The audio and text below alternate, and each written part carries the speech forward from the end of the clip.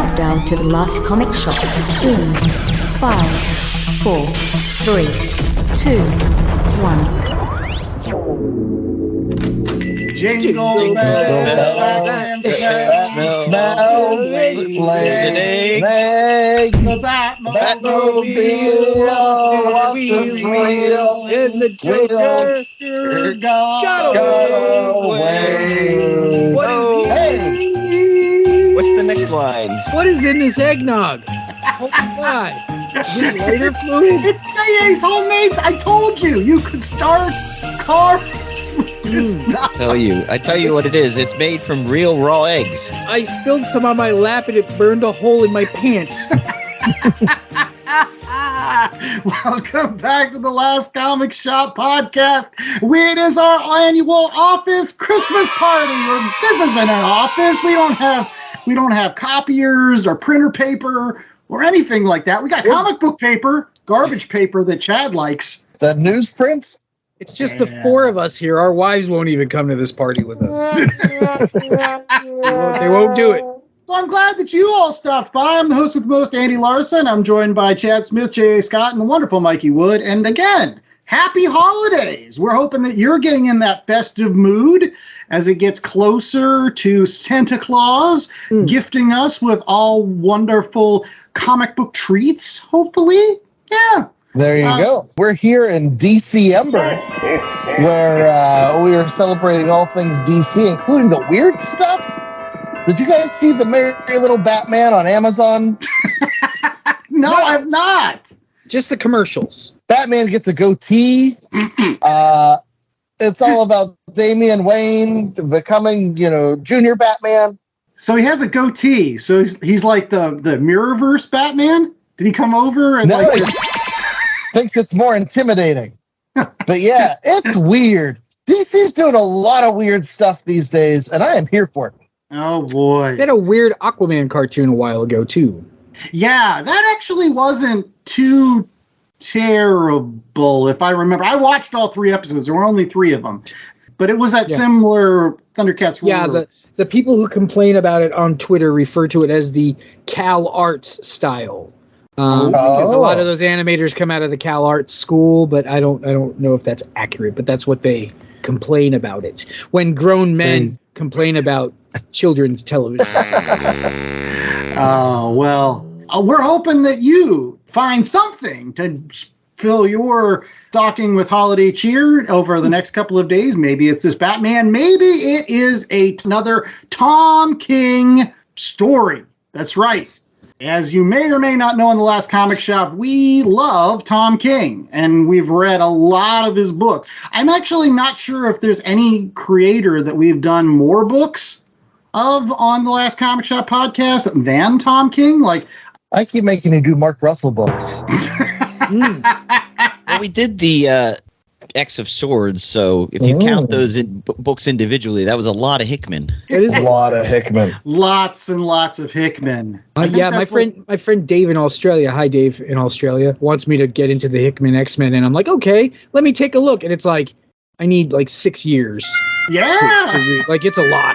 It very much is, but according to J.A., it's wrapping up next year. So in 2024, we'll probably, hopefully, read the last of it and then just put it to bed. Right, J.A.? That is correct. It won't be Hickman, though. He left like midway through. Even he got sick of it, I guess. Yeah, but the ending, what's the ending? It's the Fall of X and Dawn of... Whatever. It's like the 4th movie in the Planet of the Apes series, whatever they called that one. I love it. But Tom King, nothing says happy holidays like PTSD. So. Right. Oh, absolutely. We all suffer from it. I'm sure there has been one Christmas in your past that you're still thinking back and you're like, yeah, I wish I had that one back, boy. Someone set fire to the house. Any case, we're hoping that we give you pleasant memories with this week's review of Tom King's Human Target.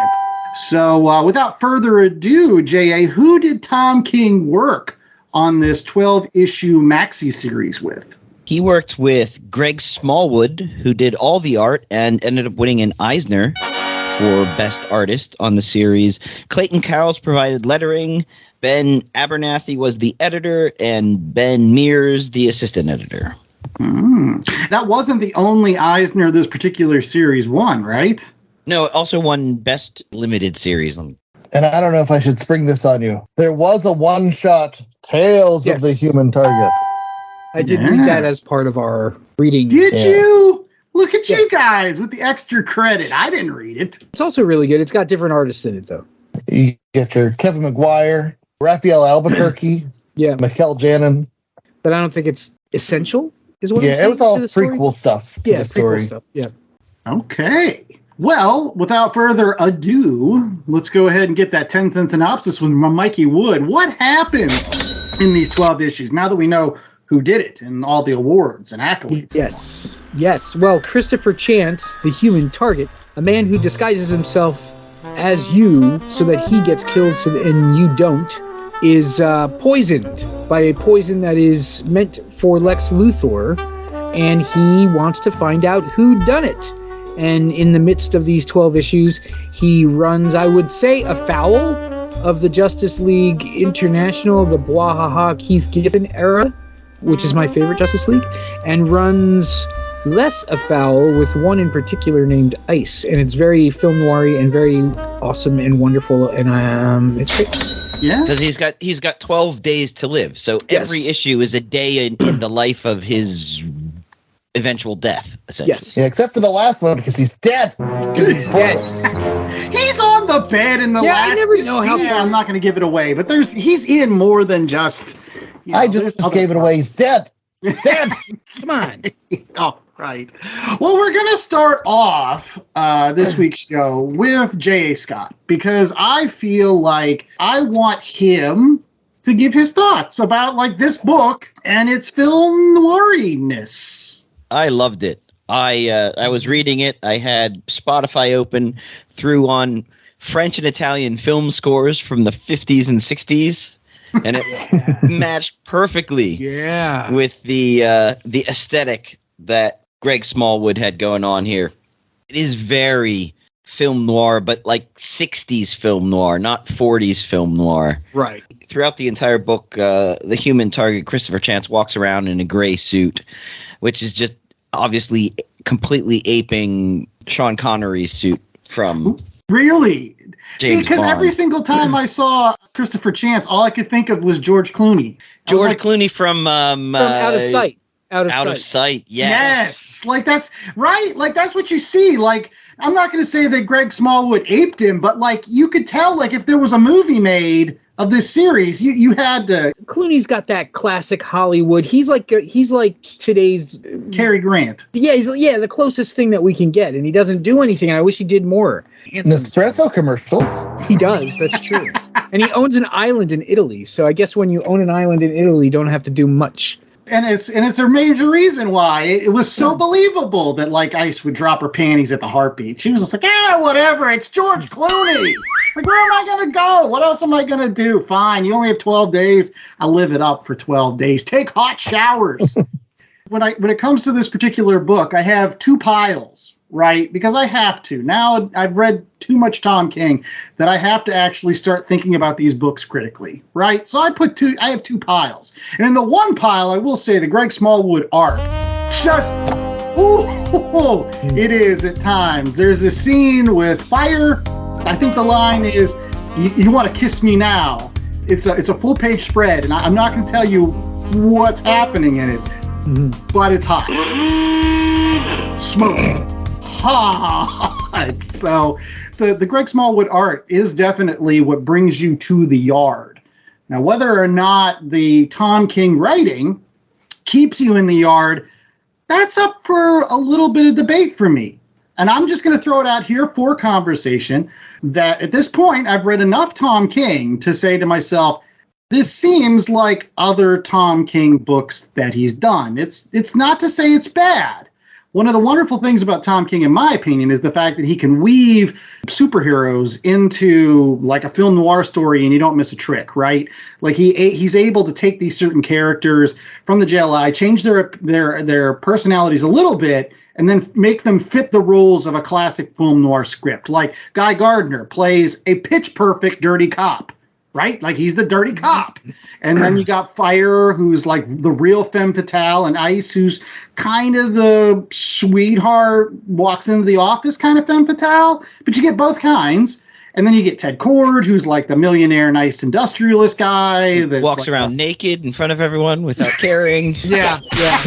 No secrets. Think about this, and it's Tom King. This is writing for adults. This is an adult story told within the superhero genre, but where superhero powers and big battles are not the focus. They're almost presented as an afterthought. Is definitely deconstructing the superhero genre. I would really love for Marvel or DC to make a movie like this. I don't know if they could. It's to me, it's like this is the Andor of DC. You know, adult writing for adults with adult themes that just happens to take place within an established universe. But see, the problem with that is I think you need the JLI first. You need the setting of the table with all the wahaha and all the family dynamics of all the different characters for this to have that impact. Like the fact that it is Ice and Fire and Guy and Martian Manhunter that shows up in these books, even though they're slightly askew, like Tom King will take those characters like Andy was alluding to and make them fit into a box. And I know that drives some hardcore fans crazy. So like, no, Guy Gardner would never do that. No, Martian Manhunter wouldn't do that thing. But for the purpose of a Tom King story, yeah, they will. But it builds off of everything that was set out, what was that, 40 years ago with J.M. DeMatteis and Keith Giffen and Kevin McGuire and Adam Hughes and all those guys. Yeah. Which, you know, if you haven't read it, you really should, because it is probably one of the single best superhero comic runs in the history of comics. It's my absolute favorite team book still to this day. And the third volume. 11-year-old me could never understand why Kevin McGuire wasn't up there with the Todd McFarlanes and the Rob Liefelds as like one of the best artists. He does the best faces in all of comics, the best reaction shots. Oh, as a huge fan of that run of comics and that group of heroes and the way they're portrayed in that run of comics, I can understand why somebody who white knuckles a character in a way a character is, which comic fans often do. They really kind of lay into a particular time, a particular behavior for a character, and they say things like you said, Martian Manhunter would never do that. How do you know? You don't know that. Right. No, I'm guilty of that. Dan Slott's Spider-Man was not my Spider-Man, drove me crazy. Yeah, but this feels like what happens in between those pages. It's like those noir storylines that deal with Hollywood, like Douglas Fairbanks were assholes, you know? I agree. Yeah.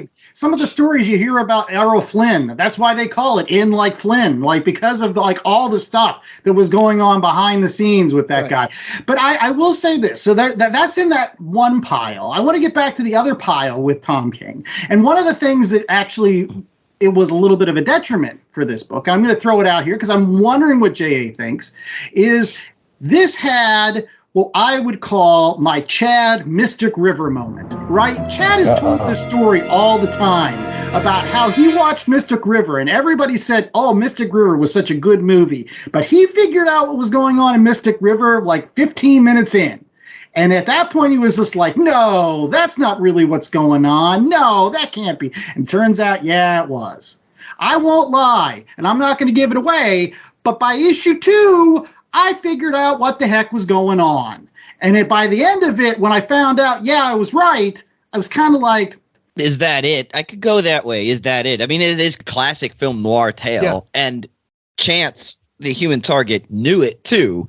And then so the entire book is him fighting against his initial reaction, his initial thought. No, I don't want it to be true. I don't want it to be true. When ultimately, you know, it is. It is true.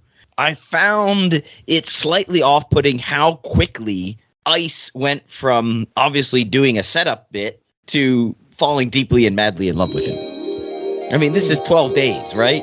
So I guess, I mean, that is also Hollywood. You know, it's only going to be 2 weeks. Why not? If it's George Clooney and you're thrown in the trunk with him, that's how Jennifer Lopez was like, ooh, hello. Listen, I would be like that if I was thrown in the trunk with George Clooney. Or Jennifer Lopez, let's add that, you know. I got the vibe that he was the first person that ever treated her like somebody other than Ice. He didn't give a damn, because he doesn't give a damn about these people in costumes. He doesn't like any of them. They don't much like him either, which I don't recall them having much interaction with him, and I'm a big Human Target fan, like big. Yes, for someone who loves the Human Target, Mikey, I was impressed that they made a television show and Rick Springfield, Jesse's girl, played Christopher Chance. Yes, well, that was the first of 2 television series. Oh man! But then he had to give it up and let it go. The second Human Target series was better. I remember the first Human Target series. He had a high-tech helicopter. It was kind of cool. But for a story like this, there were 2 classic noir endings that was going to happen. Either Luthor did it or the girl did it, and that's it.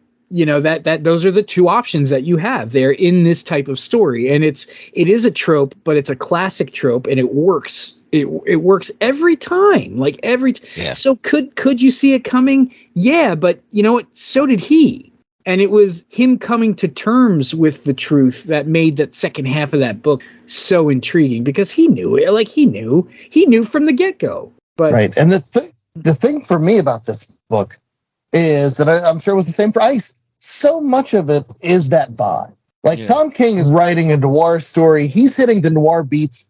As far as like storytelling goes, you don't come to this for originality. You come to this for Greg Smallwood and those warm colors, like the 1950s. You come to see how cool Christopher Chance is, in the face of everything.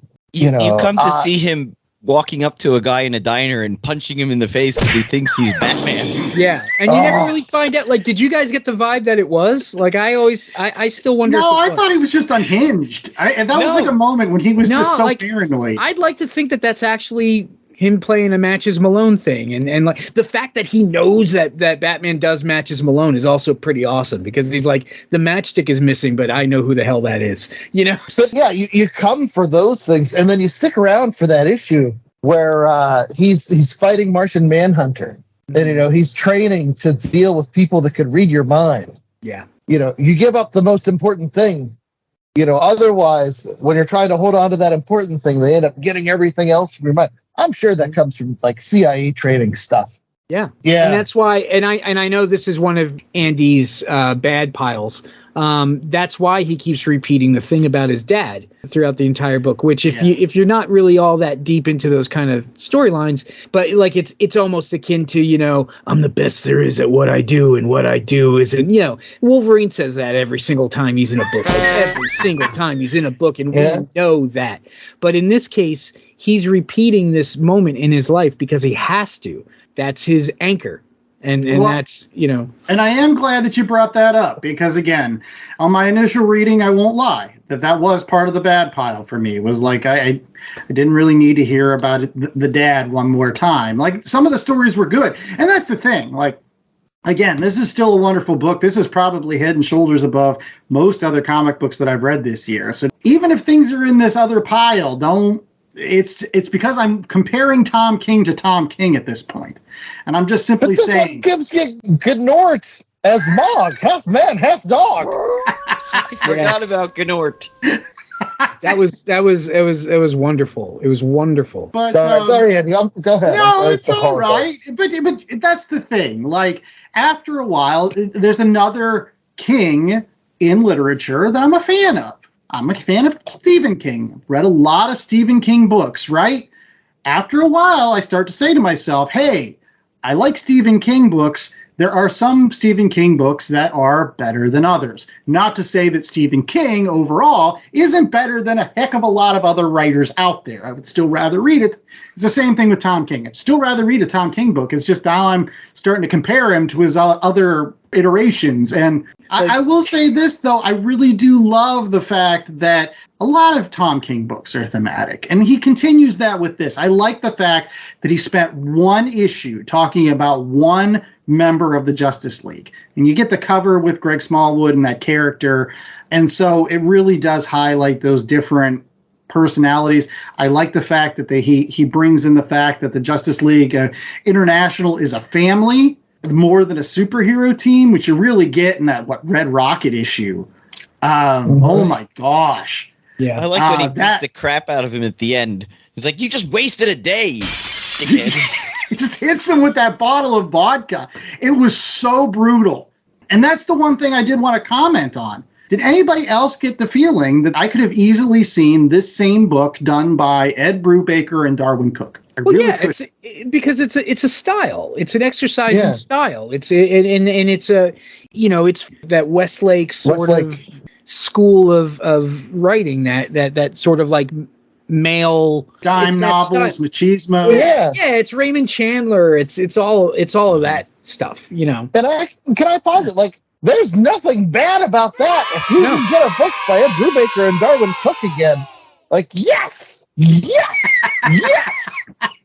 It is true. I wasn't trying to make that as a it's just genuinely because I saw the art by Greg Smallwood. I'm just like, that's the first person I thought of. I'm like, this invokes the same feelings that I get when I see Darwin Cook's work. It's got that minimalist use of color. Like, there's one of my favorite pages is just a picture of Ice sitting in a hotel room, and it's 3 colors. The whole page is just 3 colors, and that's sort of like akin to like Darwin Cook's Parker adaptations were usually 2 colors. It was the black line work, and then the swatches of like one was blue and one was sort of like the accent color. Yeah. I mean, and there was a lot of that, and that's very much from 60s advertising and things like that. Magazine illustrations but there's a beauty to it. And so, Mikey, I know you're versed in the JLI.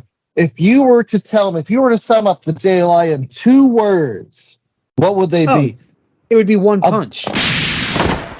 One punch, baby. K.O. One punch. How many times does Guy Gardner get punched in the face in this book? Because not only did Tom King and Greg Smallwood go through all the noir tropes, they give you just enough of the stuff you love about JLI. And that's the beauty of Tom King. I go back to Mr. Miracle. He takes these characters and he imbues them with his own Tom King-itude. But there's just enough of the stuff you remember. There's just enough of a callback that makes it something extra, something special, And there are moments in here where Guy Gardner gets that punch, like once when his rings are off, and once where Ice is involved, and I don't want to spoil that, but it's going to end up getting spoiled. But there are so many of those moments where every time it happens, you're like, oh my God, there it is. And that's what Tom King does. The other word that you could use is blah, ha, ha. And he uses that in this in almost a way where it's like Ice talks about it almost as if they're kind of sick of hearing it, like they're just like, they were a family, and that was something that was different from them and other versions of the Justice League. But it just feels like it's a family that's estranged, or a family that's just kind of like, some stuff has gone down and they're not the same people that they were, or they're tired, or they're old, The band is broken up. This is the adult version where Martian Manhunter has kinks that he's working out. Yeah. And Booster is, trying to start his own business, and Ted knows it's going to, he's like, I just got to let him do it on his own. I don't want to be there. Like, they're not as intertwined as they were. That relationship is fractured, and you have everybody going in their own disparate ways, and they're all messed up now. But that's part of the magic. It's all part of the fun.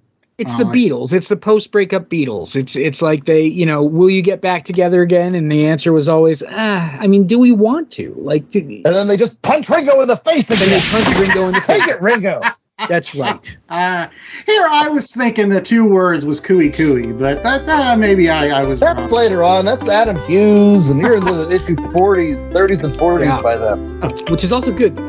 Well, we'll be right back with more of the Last Comic Shop right after these commercial breaks as we continue our holiday party and our review of Human Target. Stay tuned. LastComicShopPodcast.com is the destination for all things shop.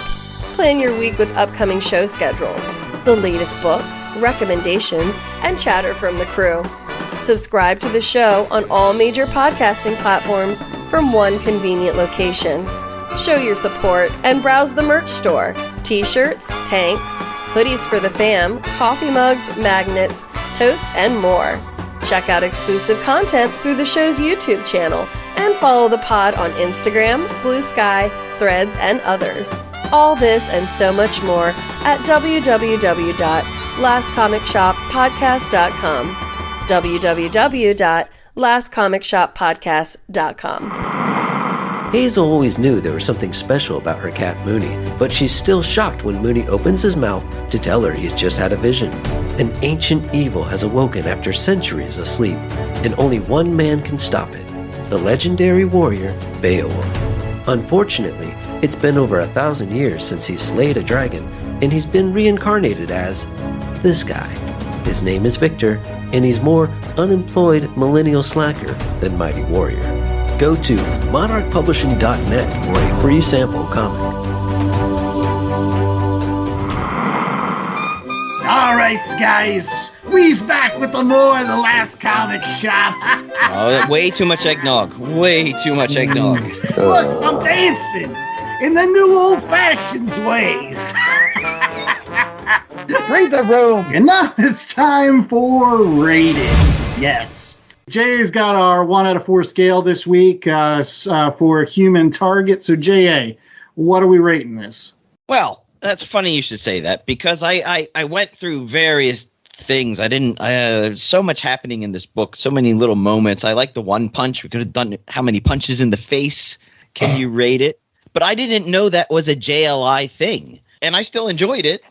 So I wanted to quickly say that if you haven't read a lot of JLI or you don't know some of these references, it doesn't take away from the story at all. So you shouldn't be worried if you pick this book up, which, by the way, you can still get, I think, in single issues, or they've put it out in 2 beautiful collections, book 1 and book 2, the first 6 issues, the second 6 issues in hardback, which I think is the way you want to go, because they've printed it on a slightly better cardstock paper, and it's matte.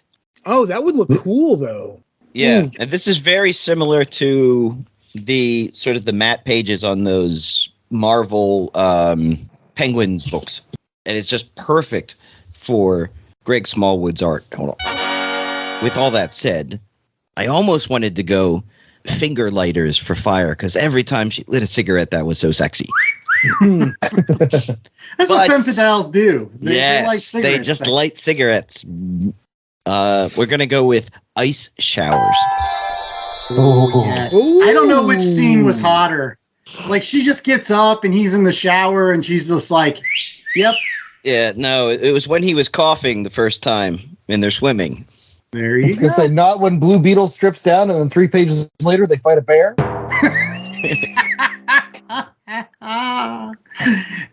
Any case, well, I think I'll go first, because I may be ultimately the most critical of this book, believe it or not. And again, it's because I'm comparing Tom King to Tom King. I'm not.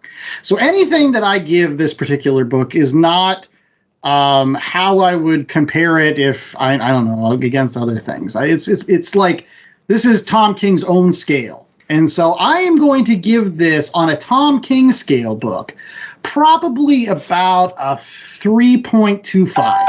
Now, that's on a Tom King scale, so this is like a 6 from normal books. The reason why is, again, although it was film noir, I kind of figured out from the beginning, and that really did bother me. Like, I was hoping for some sort of twist or turn. There were certain points within the story where I was just like, yeah, it could go in this other direction. And it didn't.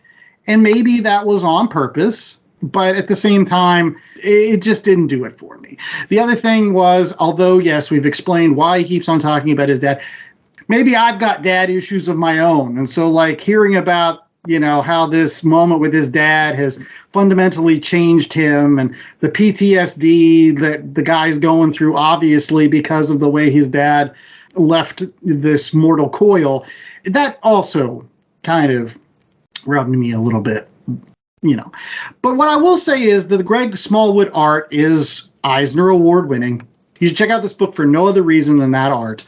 If you're coming there for a good crime drama, this is great. And again, to Jay's point, you really don't need to know about the JLI. That's just kind of icing on the cake, if you happen to know. Chad. Icing. I see what you did there. You see? Yeah. I totally agree that the reason to come to this book is for the Greg Smallwood art. It's for that noir vibe. That's what this is all about. As far as Tom King stuff goes, we'll talk more about it later, but this is more of like the Tom King movie phase in my mind. The Supergirl book that he did with Bilquis Evely, and I apologize if I messed up that name. It was wonderful, but it was True Grit. You know, if you've seen the True Grit movies, the John Wayne or even the one with the Big Lebowski in it, it's True Grit but with Supergirl. And it's great. And this is a crime noir book with the JLI and Christopher Chance. I was super nervous when we were going to do this book for the show because I have been waiting. Annie has made me wait an entire year to read this. He's like, no, we'll bookend the end of the year with another Tom King book, so hold off on Human Target. But all I could think of when I read it was, man, this is cool. It's hard to describe it. I just kept going back, and there's something about these noir books that hooks me, and I'm in there, and I just love it. But as far as like being critical about it and talking about it, it's tough because I just get swept up in the whole coolness of it all.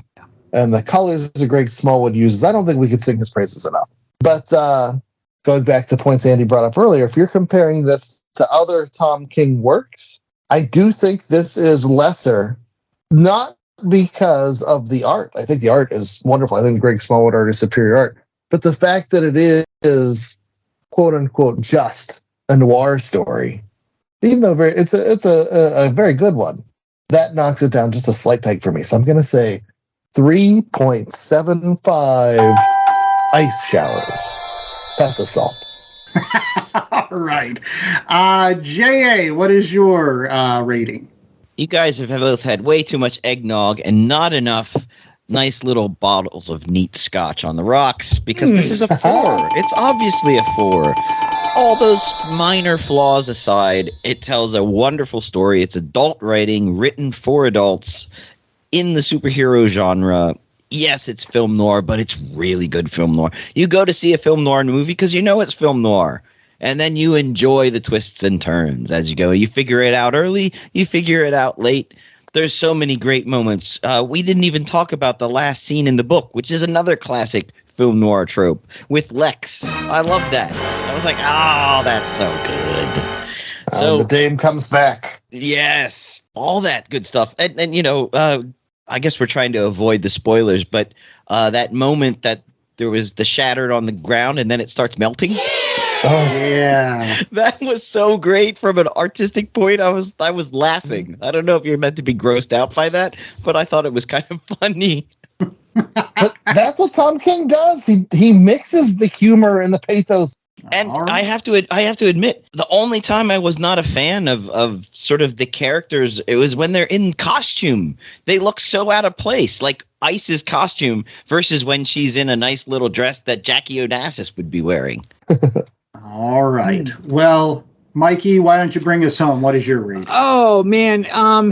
I was going to say, too, I'm glad that he mentioned Bill Casively and stuff, because Tom King also has, I don't know if he's at the point where he chooses what artist he works with or if somebody else does or whatever, but he's always paired with, like, the best artist for these stories. And Greg Smallwood was the best artist for this story. Like, he absolutely was.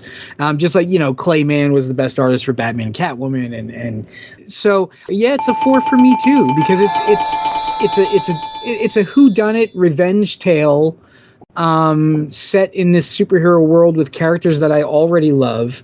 And I love Human Target, and I do recommend the Human Target series from like the early 2000s, which was phenomenal. Different vibe, well, no superheroes, but yeah, it's a 4. This is like, now where it fits on the scale of the books that we've done, I don't know. I don't know. That's a good way. That's a good segue, because before we go to commercial break, I did want to posit that question to the group. Now, we have read 5, count them 5, Tom King books on this particular program over our 3 seasons. We have done Vision, Mr. Miracle, Rorschach, Strange Adventures, and now Human Target. And it is now to put the King on trial in King's Court. That's right. What it is about holidays, we love to judge people on holidays. Yes. I have an airing of grievances, sir, and you're going to hear about it. Now, what I'm serious is I would like all of us to rank from 5 to 1. What ones did you like the most? So we will start off with the year of Chad himself, Chad Smith. Chad, if you're going to rank those 5 books, how do you rank them? Okay, so we have coming in at number 5. For me, it was Rorschach. Where Rorschach just didn't speak to me. I thought it was derivative. There's something about me that feels icky when they're taking those Watchmen characters. Like, that should have been done and left in the ground a long time ago. And anything that, glorifies the Rorschachiness, like, we just live in a world that it just wasn't for me. Like, I don't like it. I don't like what it does. I don't like what it did. So, Rorschach is the least of my Tom King books. Coming in at number 4 is Strange Adventures. It was a valiant attempt. I love the swings that they took in Strange Adventures, where they had the art split between Mitch Gerads and Doc Shaner. You have the autobiography where, everything's told through his lens, and then you have the reality of the situation.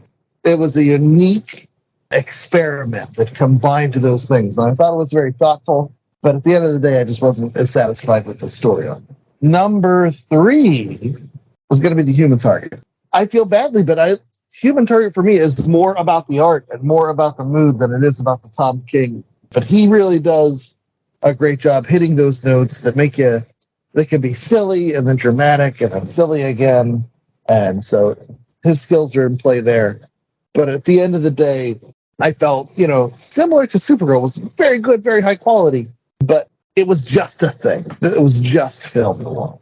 And then we get to our top 2. And for me, number 2 is Vision, which is the first time I was introduced to Tom King's writing with Gabriel Walta on art, amongst others.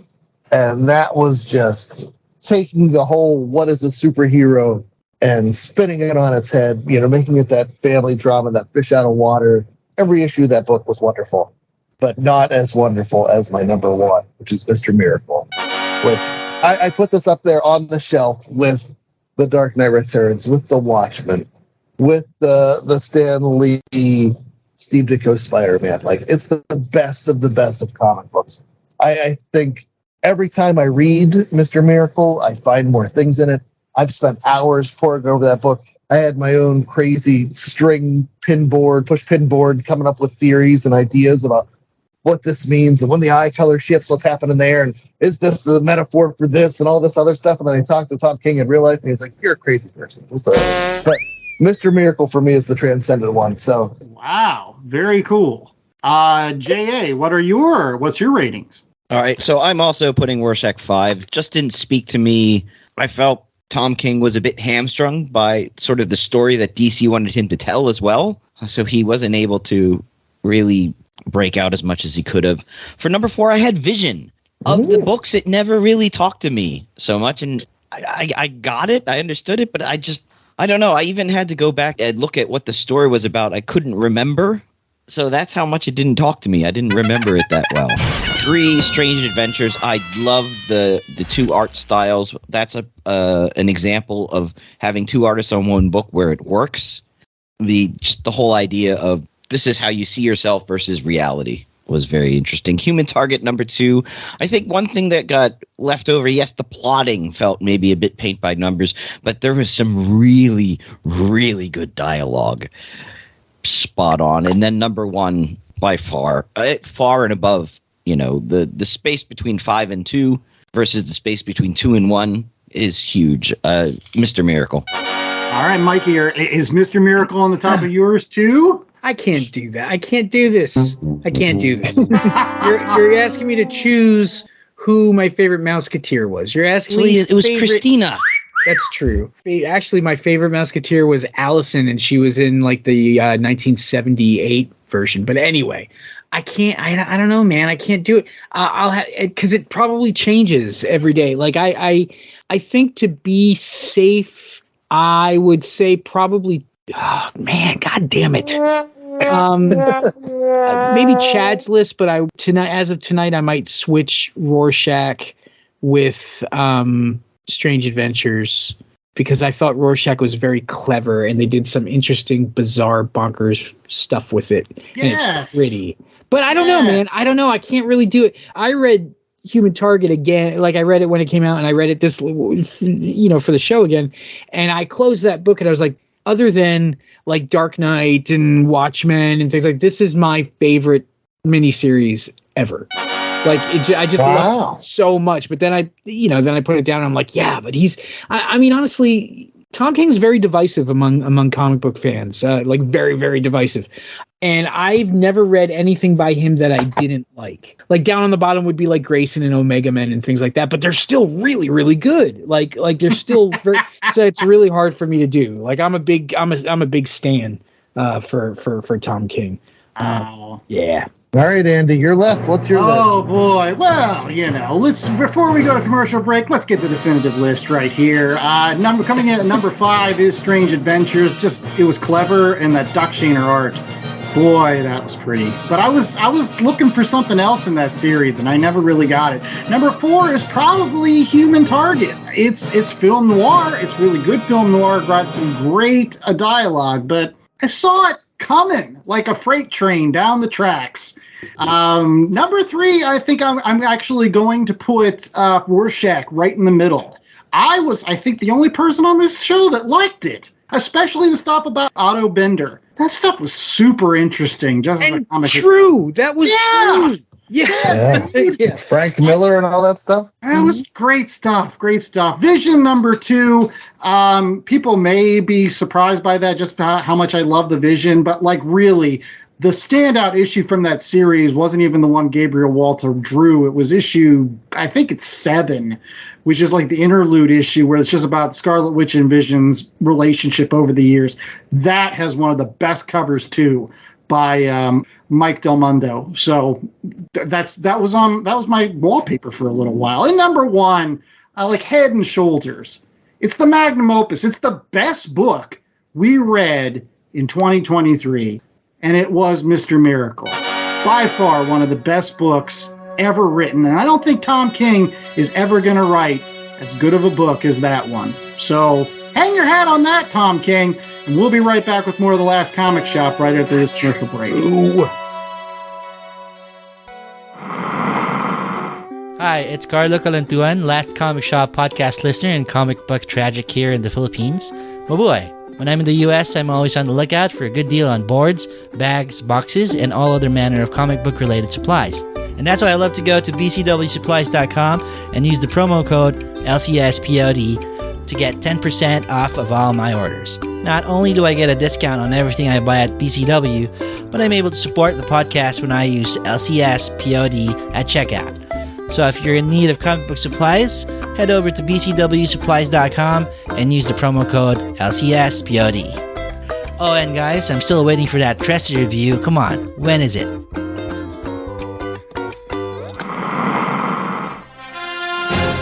Do your hobbies include comic books, movies, television, and or video games? Are you always behind with the latest news in the world of nerd? Well, look no further than the Oblivion Bar, a nerd culture podcast. Great Scott! Hosted by Chris Hacker and Aaron Knowles, the Oblivion Bar offers a weekly review of all the latest breaking news, in-depth discussions far beyond whether Han shot first, and newsletter section, where you, the listener, send in your questions to be answered live on the show. New episodes every Monday, available on Apple Podcasts, Spotify, Stitcher, iHeartRadio, and Google Podcasts. I'm just so freaking excited! You can also find us on Twitter, @OblivionBarPod. Come join us at the Oblivion Bar Podcast. Hope to see you there. Hey, we're back with more of The Last Comic Shop, and it is now time for Mikey Claus! Oh, children and friends of the show. It is I, Secret Santa, and I'm here to give gifts to these 3 punks for all of their wonderful behavior this past year. They were all very good boys. And if they were naughty in all the right ways. So for that, you get gifts. And I'm going to make comic book suggestions. First up is my buddy J.A. Scott, who originally I was going to pick this wonderful little book, which is called The Apocalyptics, which is about a super cool punk rock band at the end of the world. It's really, really fun and really, really wonderful. And I just decided that that's what he should read. But now I've changed my mind. Secret Santa is fickle. You should read the Justice League International Omnibuses. There's 2 of them now, and there's one of them coming out, may even be out by now. I'm not sure. And they're awesome and wonderful, and they weigh about 80 pounds apiece. So that's huge.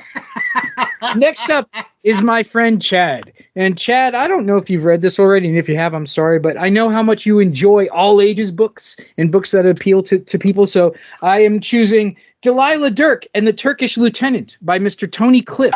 It is the first of 3 graphic novels featuring Delilah Dirk by Mr. Tony Cliff, and it is absolutely beautiful. It is all ages adventure. It is wonderful and funny and charming, and you would love it. I remember a friend of mine posting about that on the X or the Twitters or whatever at one point this year. That was a clever friend. It may have even been me. So, but it's a great book, and once you read the first one, you're going to want to read the next 2, and I believe he's working on the 4th one and posting pages, but I haven't been looking because I want to read it when it's all collected. Now, lastly is Andrew, the boy who doesn't like anything.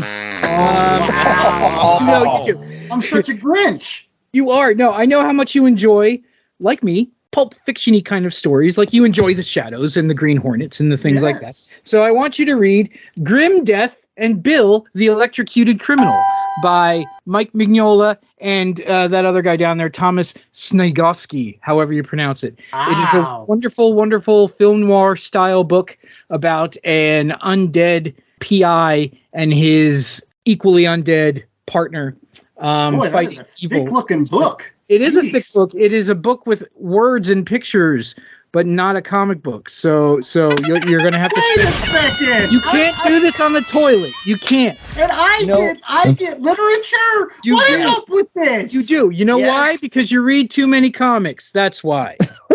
You can use more literature. That way, when you see a homage, you understand that it's an homage and not a ripoff. And the more books you read, the more you'll figure out the pronunciations on your own. But it's really good. More fun with that on the show. That's right. That's true. And it's really, really good. And I also suggest Mignola's other literature books like Joe Gollum and the Sunken City and Baltimore, A Tale of the Vampire, all those books. Yes, spend some time reading. I was Scrooge. He was so excited, and now he's so not. I got this awesome cover, and then you were like, "There's lots of words," and there's lots of pictures too. Next you're going to be making me do a book report. After New Year's. Look at these wonderful illustrations by Mikey. You know what also had illustrations? Yes. The dictionary, encyclopedias. Thanks, true. Mikey. That's true. You're welcome. Take that lump of coal. It's actually really, really good. It's really, really good. I'm sure it is. Thank me. You'll thank me. And folks, you guys can find those as well. So there you go. And make sure that you're checking us out always at the Last Comic Shop, all of the rest of this Christmas season for more Christmas hijinks, holiday favorites, and empty cups. Somebody could have gotten me for Christmas was something to drink. Yeah. That book, by the way, they do have an audio version of it. So. But if I was going to do my recommendations, I was also going to recommend a real book for you, Andy. Mine was going to be All the Marvels, where a guy goes back and rereads the Marvel Universe from the beginning. And it's a real book with words. Why is everybody trying to make me more literate? I think you can read. That's right. That's right. My goodness. But yeah, for JA, I was going to send JA the X-Men vignettes, which were all the things from the classic X-Men, the backup stories. Oh, right. Yes. Yeah. I want So next time you come to the States, you can have this one. All right. You can have my hand-me-down. And then Mikey, for you, I was going to get you something that I know you've read, but I feel like you would still appreciate, which would be Solo. That's awesome. Do you have all of these or just issues? I might have all of them. I might be missing one or two. I'm not sure, to be honest with you. That's cool. I don't have it fancy, though. That's really cool. Yeah, this was my dust jacket's more than a little dusty. This was a half-price book thing. That's awesome. Way back when. That's awesome. Gladly accept that. Thank you. Yeah. So, I got nothing. But anyway, guys. I don't give presents to people that give me books. You don't get nothing. Nothing for Christmas. You gotta do some reading, son.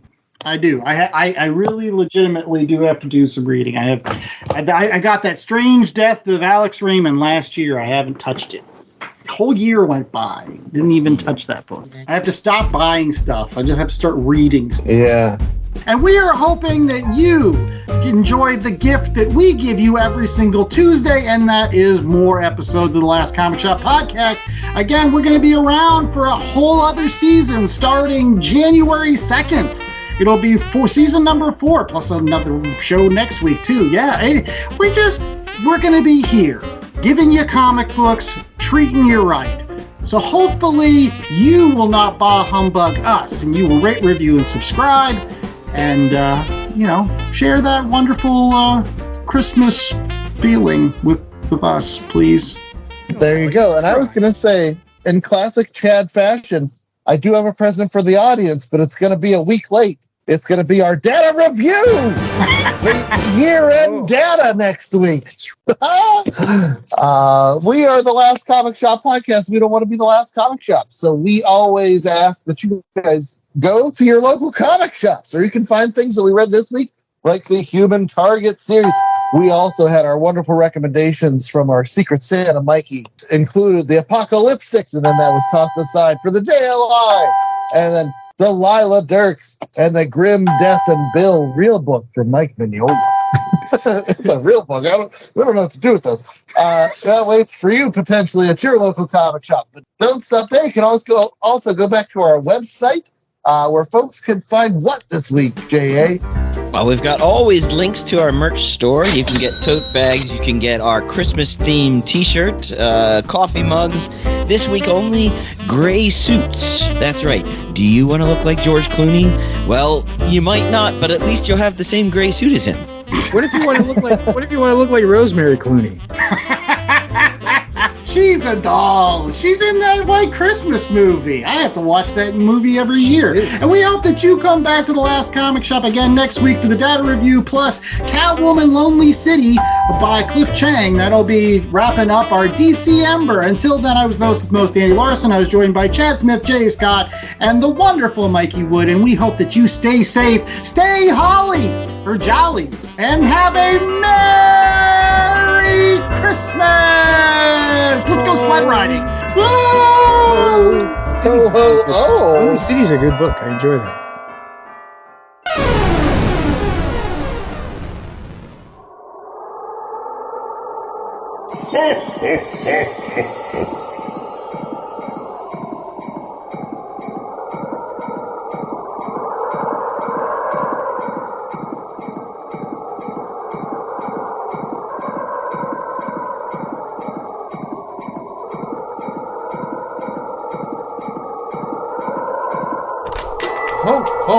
Oh, Mary, damn it! Where is everybody? Every year this happens. Hey Ethan, why don't you stop by our Christmas party? Blah blah blah, Jay's homemade eggnog, blah blah. Strippers dressed up like members of John Byrne's X-Men Hellfire Club, blah blah blah.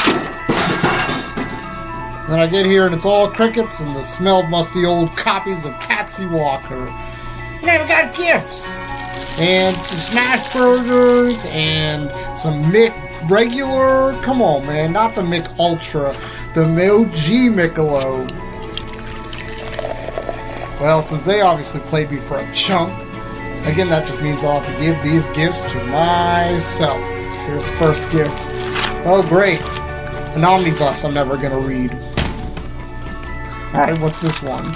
Oh, look, it's a vintage Howard the Duck Pez dispenser where the bill got changed and swapped out for a Donald Duck, and hoping you wouldn't notice. I don't know. Chad would know all this. And of course, he's not here, but... And what's this third one here? Oh, what is this? A Beyond Wonderland graphic novel? Actually, you know what? I might keep that one for myself. Well, in any case, here's hoping that all you out there in Last Comic Shop land have better luck connecting with your friends and family this holiday season than I did. Merry Christmas, you filthy animals. Now, where is that employee bathroom in this joint? I got a hankering to leave them a present they definitely won't forget.